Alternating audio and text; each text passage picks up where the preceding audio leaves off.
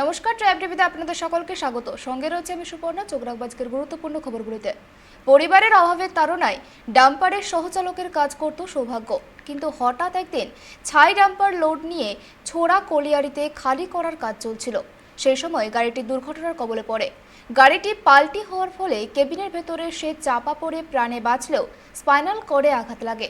বিভিন্ন জায়গায় চিকিৎসার জন্য গেলেও সুস্থ হয়ে ওঠেনি।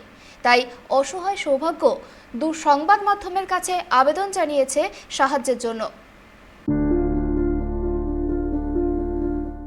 বছর 24-এ তাজা যুবক, গত 3 বছর ধরে বিছানায় শুয়ে।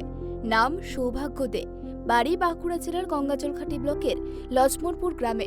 পরিবারের অভাবের তাড়নায় ডাম্পারের সহচালকের কাজ করত দুর্লভপুর DTOA গাড়িতে, কিন্তু হঠাৎ একদিন ছাই ডাম্পার লোড নিয়ে গিয়ে ছোড়া কলিয়ারিতে খালি করছিল। সেই সময় পাশের একটি গাড়ি খালি করতে গিয়ে তার গাড়ির কেবিনের ওপর পাল্টি হয়। সেই গাড়িতে হেল্পারের কাজে নিযুক্ত ছিল সৌভাগ্য। গাড়িটি পাল্টি হওয়ার ফলে কেবিনের ভেতরে সে চাপা পড়ে। ঈশ্বরের কৃপায় প্রাণে বাঁচলেও স্পাইনাল কর্ডে আঘাত লাগে।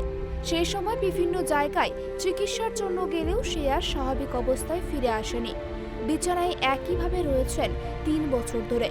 নিজের স্ত্রী ও পরিবারের লোকজনদের ওপর সম্পূর্ণ নির্ভরশীল হয়ে বেঁচে আছে সৌভাগ্য। জমি জায়গা সব বিক্রি করে আর কিছু নাই। এগুলো আপনাদের কাছে সাহায্য চাইছে, সাহায্য করুন। আমার ছেলেকে যেন আগের মতন হাঁটাচলা করতে হবে। গত মার্চ মাসের 24 তারিখে আমি গেছিলাম ডাক্তার। কোথায় গেছিলেন? চেন্নাই অ্যাপেলো। ডাক্তারবাবু দেখানোর পরে, ডাক্তারবাবু রিপোর্ট করানোর পরে ডাক্তারবাবু দেখে বলে 5.5 লক্ষ টাকা অপারেশনটা করার জন্য লাগবে।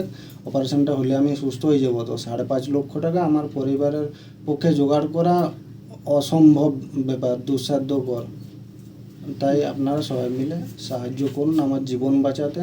সবাই মিলে আমার পাশে দাঁড়ান। আপনারা যদি সবাই আমার পাশে দাঁড়ান তাহলে আমার জীবনটা বেঁচে যায় আর আগের মতো আমি সুস্থ স্বাভাবিক জীবনে ফিরে আসতে পারি। তাহলে চিকিৎসা করাতে গিয়ে পরিবারের যা কিছু ছিল সব বিক্রি করতে হয়েছে।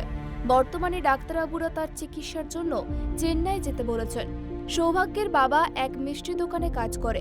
স্বভাবতই নুন আনতে পান্তা ফুরোয় তাদের, কিন্তু চেন্নাইয়ে চিকিৎসার জন্য বিপুল পরিমাণ অর্থের প্রয়োজন। তাই তার সকল আত্মীয় স্বজন, বন্ধু বান্ধব সাধ্যমতো পাশে দাঁড়ানোর চেষ্টা করছেন। সমাজের বিভিন্ন স্তরের মানুষের কাছে সৌভাগ্য কাতর আবেদন জানিয়েছেন সাহায্যের জন্য। বাঁকুড়া থেকে সুদীপ কুণ্ডুর রিপোর্ট, ট্রাইব টিভি।